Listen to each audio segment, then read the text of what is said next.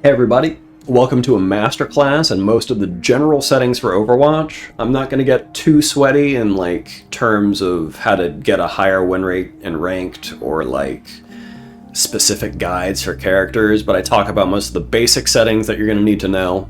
And then I also talk about movement, the ranked system, and just good settings that you should know that will increase your performance playing.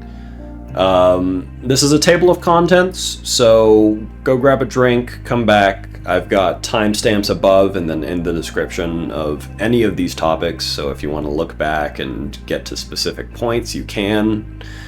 Specifically, the Battle Pass is going to be a good one to look at if you need to get Giant Troll or Kitten of Discord. But yeah, I hope you guys enjoy the video. Leave a like, comment, subscribe, all that good stuff. Yeah, grab a snag, get locked in, have fun.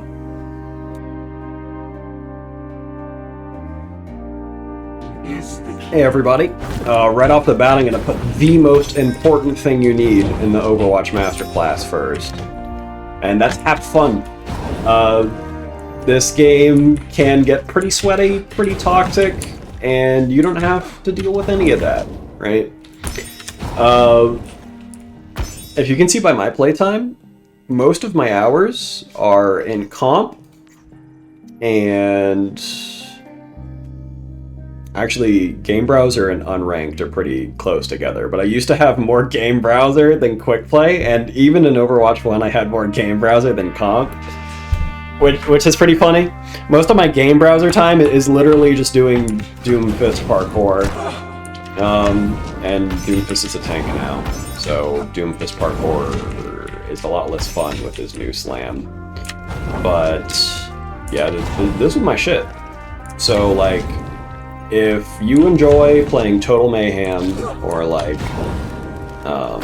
any of the arcade game modes or quick play or literally I get yelled at a lot for one-tricking a certain character. I only played Moira, Reaper, and Doomfist. Don't let that discourage you. This is a video game. You're here to have fun, unless you're streaming for a job or you're on an OCL team, right? You're playing this for enjoyment. So enjoy the video game. Do what makes you happy. For me, that's getting yelled at by strangers for only playing Moira. But, you know, have fun. Don't treat this like a 9 to 5, or else you'll burn out and then not want to play anymore.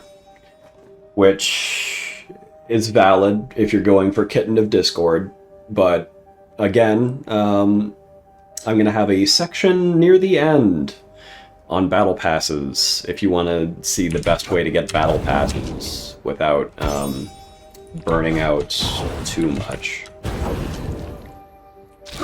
Fuck yeah. Alright, see ya.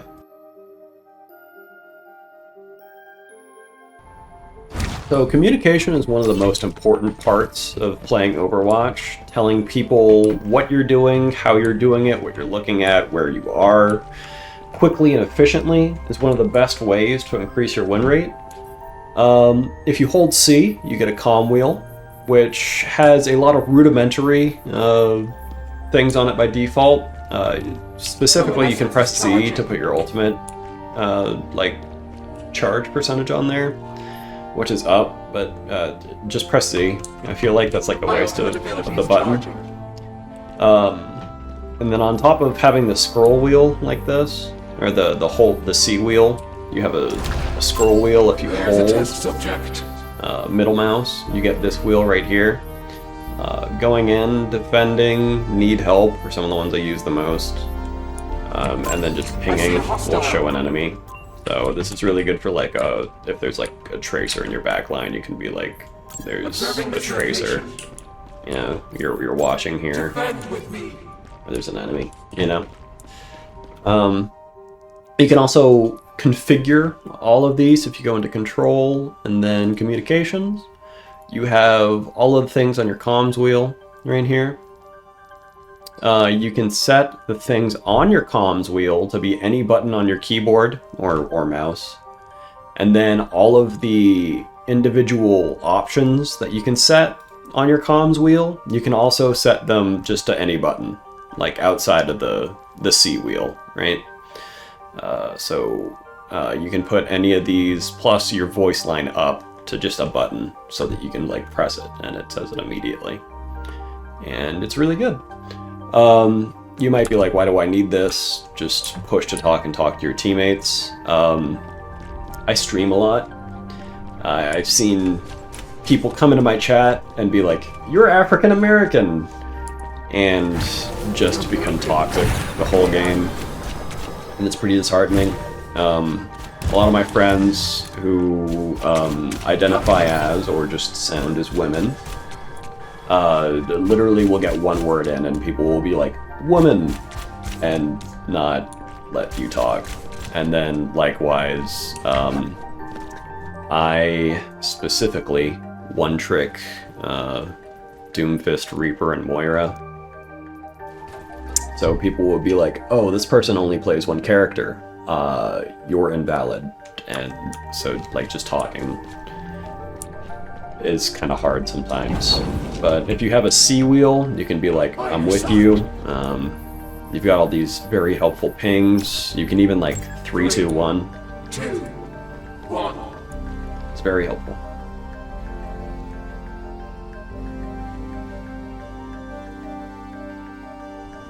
So probably the most important part of your settings is going to be your reticle. I see a lot of tracers and reapers use like the spread of your M1 as just like an outline. It's basically just like a boob where you got the thing in the middle and then like the circle of like your effective range, and you just put people's heads in there. So you go into options. Let's actually set up a lore accurate Junkrat reticle. It's in heroes and HUD, and then reticles right here. For Junkrat, we're going to use circle and crosshairs, and this is extremely configurable. We're going to do yellow for Junkrat, max thickness. We don't need a rotation. We're going to up the length, up the center gap, up the opacity. And then the thickness, we can keep that. Actually, it looks better with thick. Yeah. So now, when we choose Junkrat, we've got a nice crosshair. Yeah. Other than that, the rest of the settings are mostly just video settings that you need to optimize for your specific machine. If you go into graphics qualities, one of these increases the detail of the foliage, so there's like some bushes that you can hide in to stall points, but like once you get to like a high enough rank, it's kind of easy to notice when people are stalling points. Accessibility has some pretty good settings. You can set subtitles on, which will let you hear ultimates, even if you're like just like respawning or something, or like you for some reason don't hear the voice line. It'll just say that, yeah, like right here, Soldier 76 is like, I've got you on my sights. Tracer saying winging it for her ult. Those are pretty good. See people do color blindness to make it easier for you to see, even if like you're not colorblind. And then I personally use text-to-speech because I kind of get lost in the sauce sometimes. So text-to-speech helps you hear things that are happening, but you can also just get spammed out if people are spamming. In social, if you're streaming a lot, there's streamer mode, which has a lot of pretty good settings. You can hide your own name. All right, let me just turn this on so you can see these, right? You can hide your fake name, which I don't know what that does. Oh, it probably stops it at the top right. So like if you're streaming, your fake name isn't the same in somebody else's game and then in the top right of your screen, you know? You can hide it from friends and then from your group, but I don't see why that would be good unless you're like playing with viewers or something. Or like with another streamer. Yeah. Yeah, that's pretty much it for the controls. The most important thing is like getting your reticle, and then specific heroes, like Mercy, as an example, have specific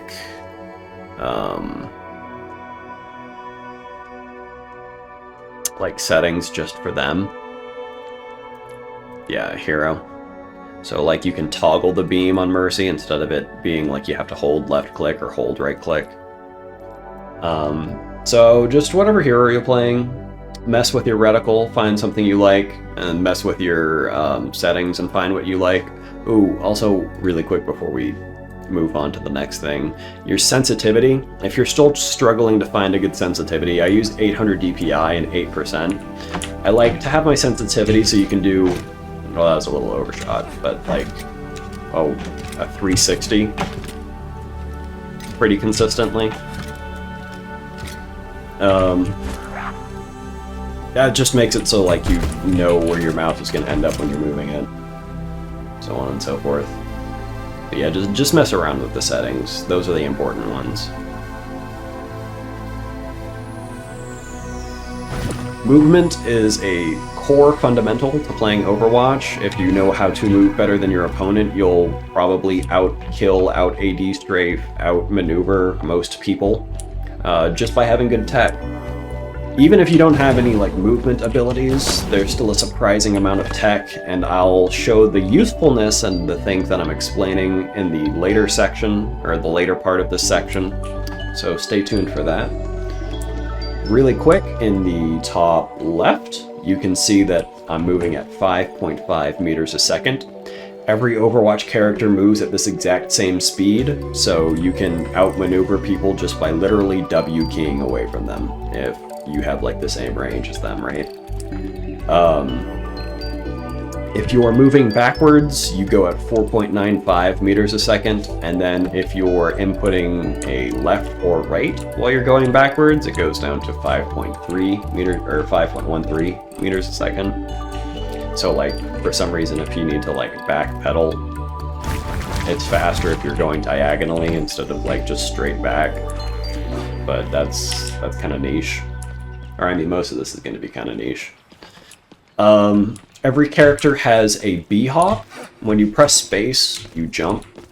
But if you walk off, or if like you get thrown airborne without you jumping, and then you hold space midair, you get access to a B hop. And this maintains some of your momentum. For the most part, this isn't going to happen to you unless you're getting booped by something, then you can get a B-hop. But there's certain characters like Doomfist, you can have a B-hop. As an example, this is just a regular slam. I get to like right here, and then going from the spawn door, if I slam and then do a B-hop, I gain extra distance. That's really niche for Doomfist specifically, but Winston, same thing. If you hold space after your leap, you B-hop. So like, coming from the door, if I just jump, puts me here, and then jump with a B-hop, you can see it puts me a lot further, right? So that's really useful. I don't have Hazard in this custom game, but I'm pretty sure you can B-hop on Hazard too. Those are two very useful uses for the B-hop, is that tech right there. And we're going to move on to the second section where I show the usefulness of walking in a straight line, and then B-hopping as someone like Anna or like Baptiste, where you have low mobility. Yeah, so everybody moves the same speed. If you got a Reinhardt, yeah, can you just chase me and swing? He can catch you if you're back pedaling like this. Okay. Oh my god. No, you're good. Here, I'm behind you. Okay, just keep swinging and running at me. Yeah, so if you're W keying like this, he'll never catch you.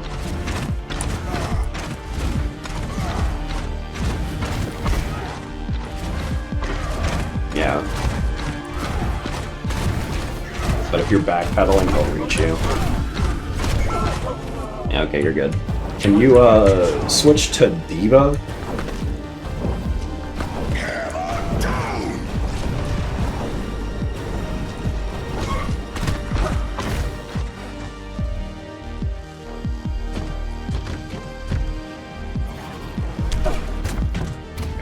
No, you're good. Do that again. Yeah, so if Diva's flying at you, you can hold space and you'll get a little B-hop. Here, do it again. So this is not holding space. It moves me like 5 feet. And do it again. And then you hold space and you get a B-hop. It's actually a lot of distance. Wait. Can you switch to Winston?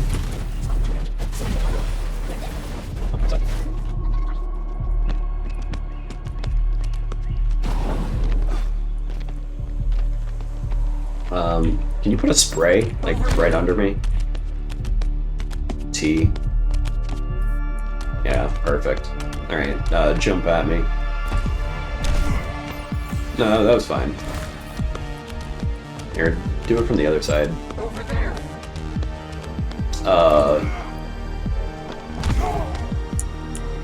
No, like from this angle. Yeah, so without B-hopping, it puts me that far. Yeah. One more time.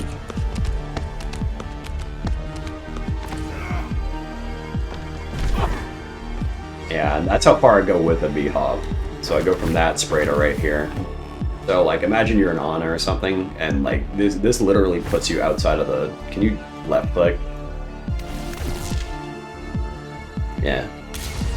Yeah, this just puts you outside of the left click range if you B-hop. Okay, yeah, you're good.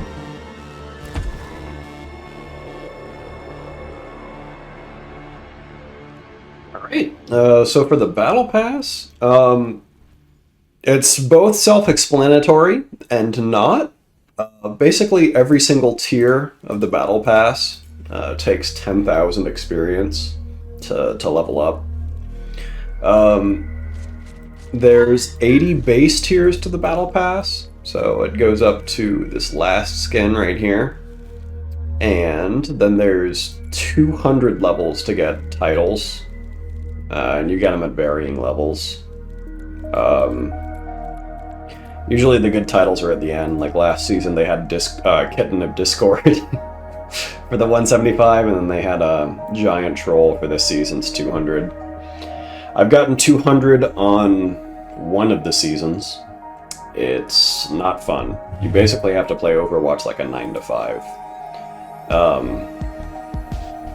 Also, if you're trying to get the bunny skins, those are at the second to last tier of every 10. So you'll get 10 at every 10 levels once you hit 8. But let's tell you how to get experience. Getting experience is pretty easy.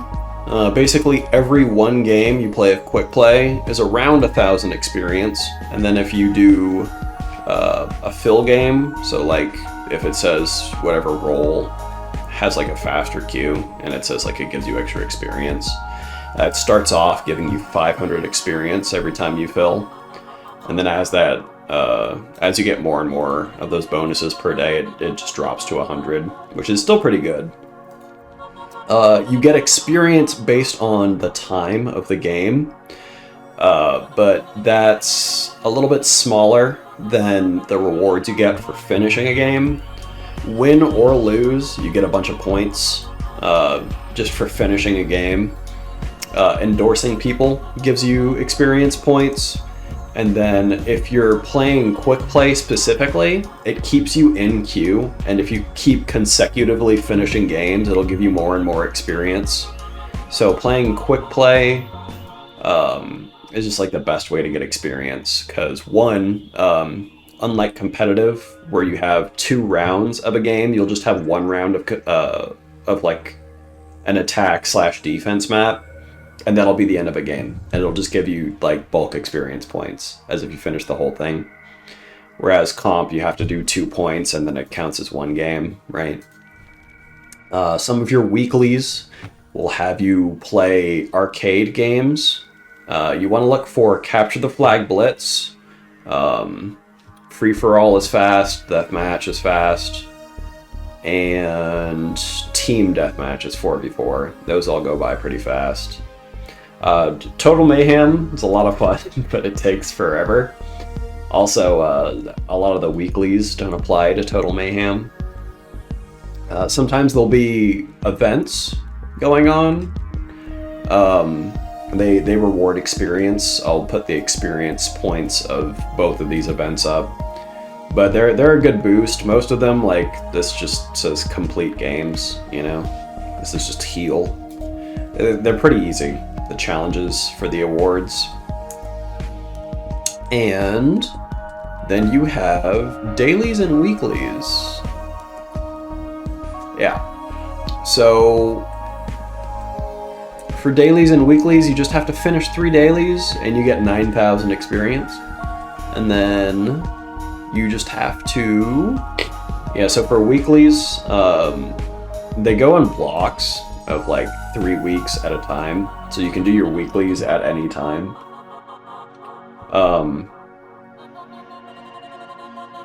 They come in blocks of 3, so you can do any of these 3 times, and it'll count for progress for all 3 of these, and it gives you a bulk 20,000 experience on top of that, right? So in total, for 8 weeks, you get a lot of experience. I'm gonna put it up on screen now. I think it's like 360,000. Yeah, I had it on the side. And for your dailies in total, you're gonna get 6,000 or 630,000. So in total, you'll get 990,000 for both your dailies and weeklies if you do these every day, which is kind of depressing. But when you're looking at a battle pass, oh come on, don't give me rewards. Sorry. When you're looking at a battle pass where you need 2 million experience to hit the end, 990,000 experience is kind of a lot. It's basically half of the whole battle pass. So if you're getting no experience modifiers, you'll need to play like 1,100 games to hit the end of the battle pass, which is very depressing. That's a lot of video game. But you know, if you really want to be a giant troll, that's what you gotta do.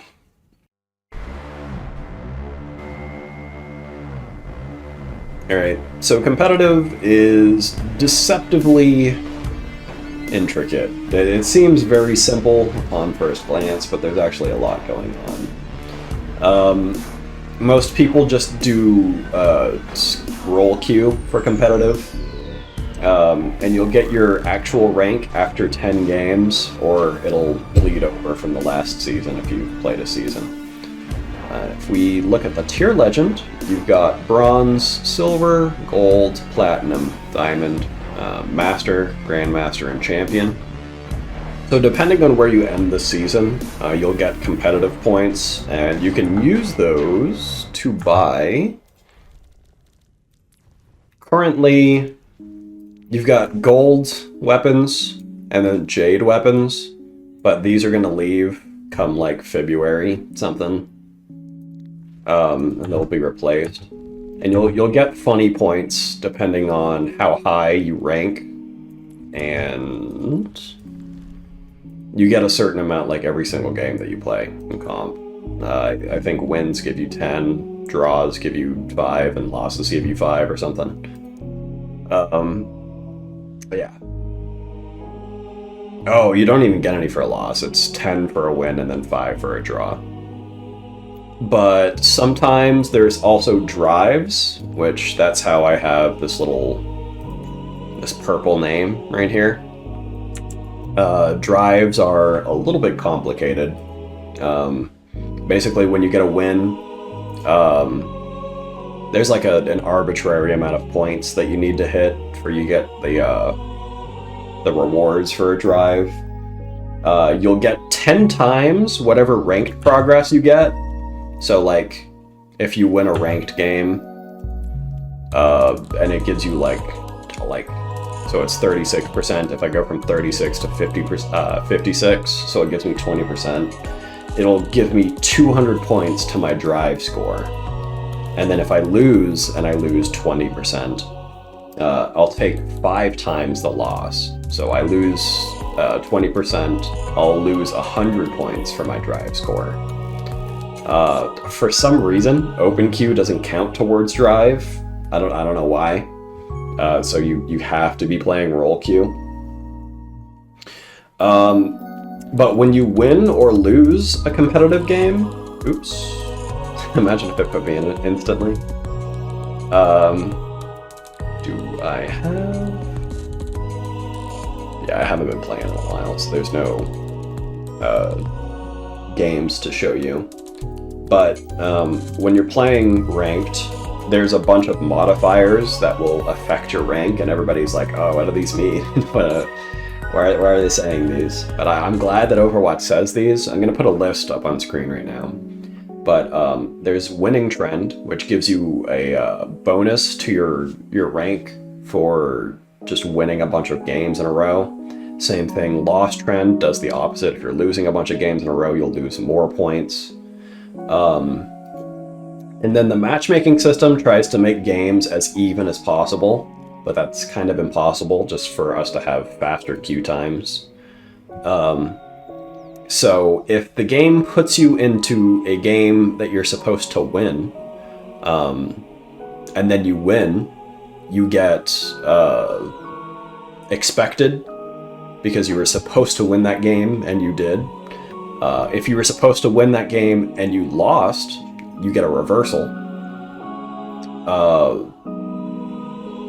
And then opposite to that, if you were supposed to lose that game, or the matchmaking thought you were going to lose that game, and then you win, you get uphill battle.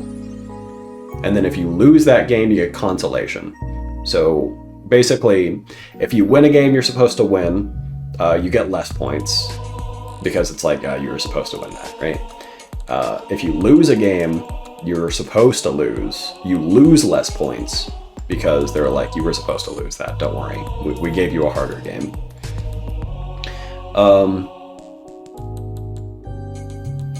And then the opposite will happen if like you were supposed to lose a game and then you won it, you get more points. Or if you're supposed to win a game and then you lost it, you'll lose more points. That's basically what those four mean. Once you start like getting placed, like you just finish your placements, you'll get this thing called calibration, which basically they're like, we don't know where to put you, so your MMR will fluctuate more volatilely. So sometimes if you're like in your calibration, you'll win a game and it'll be like, okay, here's like 60%, you know. Likewise, if you're in your calibration and then you lose a game, you'll also lose a lot of points. And then there's demotion and demotion protection. Basically, to keep your feelings, because people get sad when it's like, oh, I'm Masters 2, but it's like you're Masters 2 with like, I guess it's better to look at these. Say I'm Diamond 4, right? And it was like 6% instead of 36%. If I lost a game for like, I think it's your first 1 or 2 games, you'll have demotion protection, where it'll be like, oh no, it is 1 game. Sorry. Yeah, so demotion protection, if you have like 6% here, let's say, and then you lose a game, it won't bring you down to Diamond 5 in this case, right? It'll keep you at Diamond 4. And if you win that game, you'll just go up. It's just to make it seem that you're in the rank that you think you should be. That part is the most like unclear. I wish there wasn't demotion protection. I wish it just demoted you, but people were getting angry at that. But yeah, it's whatever. And then finally, there's wide and pressure, which, let's actually look at the tier legend again. Wide groups are a weird mechanic. Basically, to